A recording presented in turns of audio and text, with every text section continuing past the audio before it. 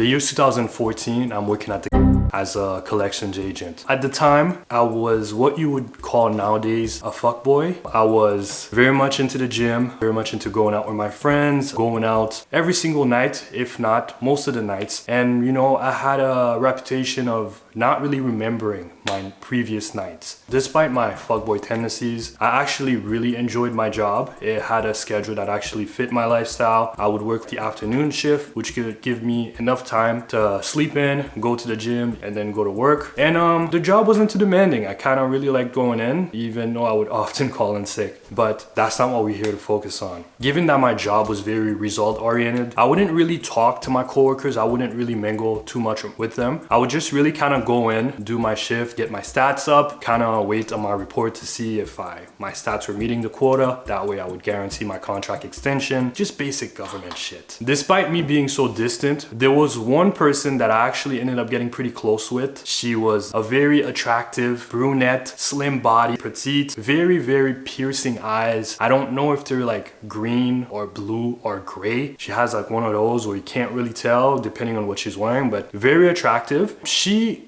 happened to actually live one street over at my parents' house at the time. We would often like see each other in the morning before going to work, and sometimes over the weekend we'd go out to eat. And looking back, I want to say that maybe there was something there. I want to say that, you know, we were doing what I would call like dating activities, but I don't think I really acknowledged it at the time, given that I was such a fuckboy. What I do know is one particular weekend she had texted me. She told me that she was gonna go to Montreal for like this reggae event. I'm not sure if she had formally invited me. I may have said that I was also gonna be there, which is something that I used to do a lot. It was like those Facebook days, right? You know, when like your crush would click attending on an event and then you like whizzle your way to that event and pretending like you guys kind of bumped into each other even though you saw it on Facebook. That particular weekend, I rallied all my friends together and I told them that we were going to Montreal. But really, in the back of my mind, I had ulterior motives. I really wanted to go to this club and meet the girl that I had a crush on at the time and kind of like make a deeper connection, I guess. So I tell her, yeah, I'm gonna actually go to this event and I'll see her there. The plan was pretty simple. I was just gonna show up there, you know, looking my best, and she'd probably see me in my element. And then she'd be like, oh my God, like this guy's fucking sick and I wanna be with this guy. This is what I was thinking in my head. So I pick up all my friends, Lori, Dom, and Vlad, and I'm pretty sure we rallied together like the fucking Avengers. Kind of, you know, started driving to Montreal. The problem was that as per usual, we left a little too late. I'm pretty sure we ended up leaving Ottawa at like 11:30 and the club was opening at 12. Yeah, we just kind of booked it to Montreal. We got to our hotel and I remember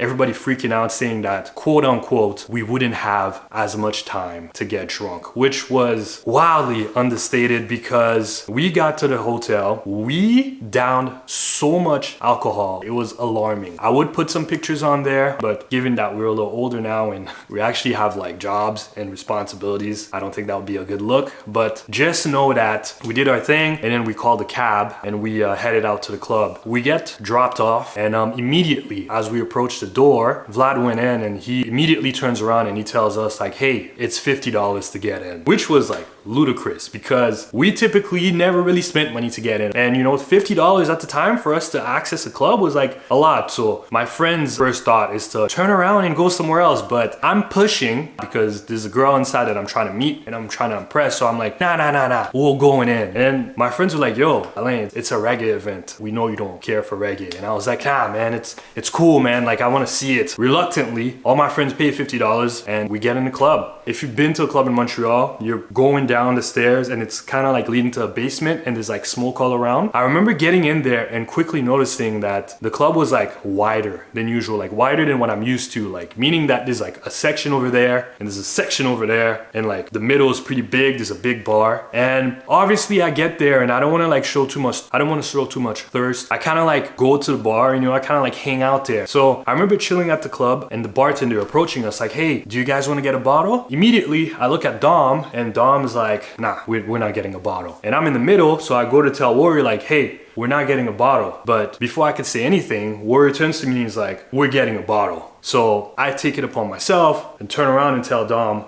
we're getting a bottle. Before you know it, there's a bottle that's on the table and we kind of like, we just posted at the bar at this time. We're like, we have a bottle. I don't know what it was. I believe it was Grey Goose. We're just chilling there. And I'm gonna be very honest with you guys.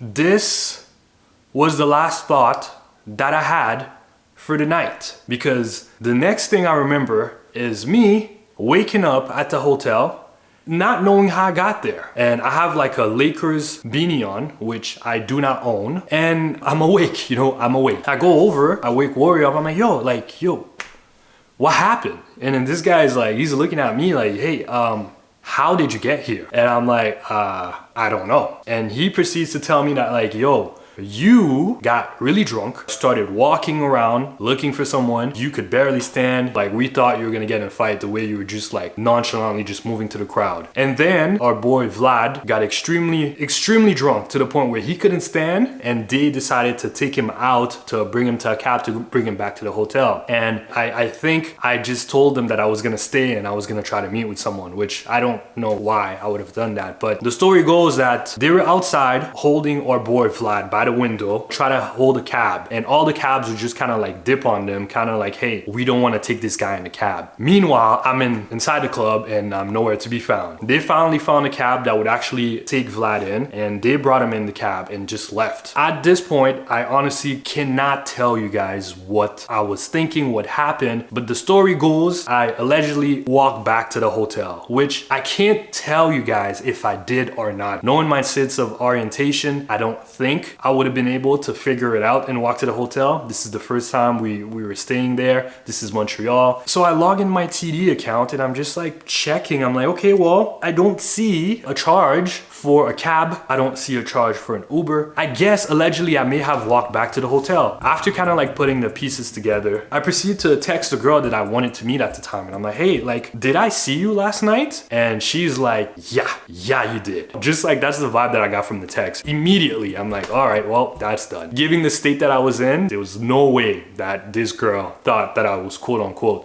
fucking sick. So I'm like, all right, that's done. I'm never gonna see her again. So I kind of like just accept my fate, and I'm like, okay, all right, it is what it is. Just go back to Ottawa. So driving back to Ottawa, I drop everybody off. It's just like me and Dom left. We decide to go to Pizza. I go inside, place my order, and I'm just looking for my wallet, and my wallet is nowhere to be found, which is strange because I've blacked out before, but I've always had my wallet. I've always had my phone, and it was just weird. So can't find my wallet. I go to my branch the next day, and I'm like, hey, was in Montreal, lost my wallet. I believe my debit was gone and my Visa, so I'd like to, get a new card or whatever. The cashier is like looking into my account and she's like, you saying that you lost your wallet? And I'm like, yeah. She's like, all right, so I'm gonna have to book a meeting with like an advisor on the side room, like, the offices that are on the side. And she's like, someone will be with you shortly. Mind you, I'm still pretty like hungover, so I'm not really too concerned with the situation. I'm like, all right, whatever. Finally, the guy comes and he like waves me in and he's like, hey,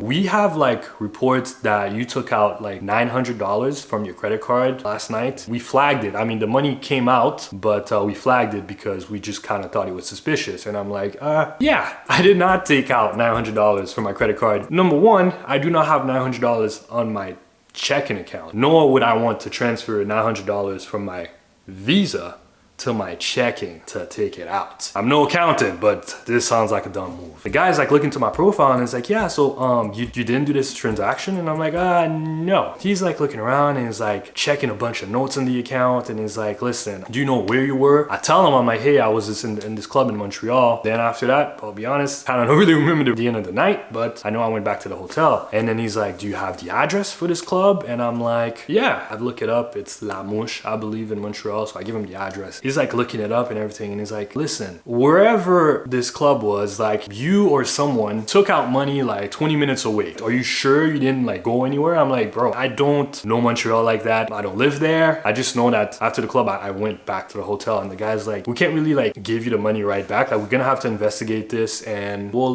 let you know. So I'm like, all right, cool. I got my cards back and everything. I go back to my house. My friends are like, hey, did you by any chance pay for the bottle? And I'm like, no. According to my records, I did not pay for anything. Everyone's like checking their account and they're like, we didn't issue out money for this bottle as well. At first we were like, yo, this was perhaps maybe a win on our part. Maybe we somehow got away with not paying for this bottle. And then we were kind of like happy about that. But then I got the call the following day and they were like, hey, sorry about that. We can't give you your money back because whoever took out this money seemed to have known your PIN. And I'm like, I don't know. I don't know what to tell you. To be fair, I'll be very honest with you guys, at the time, the pin was my birthday. So if you fucking knew my birthday, you had access to $900 that I did not have in my debit card. So whoever you are, congrats, not bad. And to the girl that I was supposed to see that night, I'm sorry.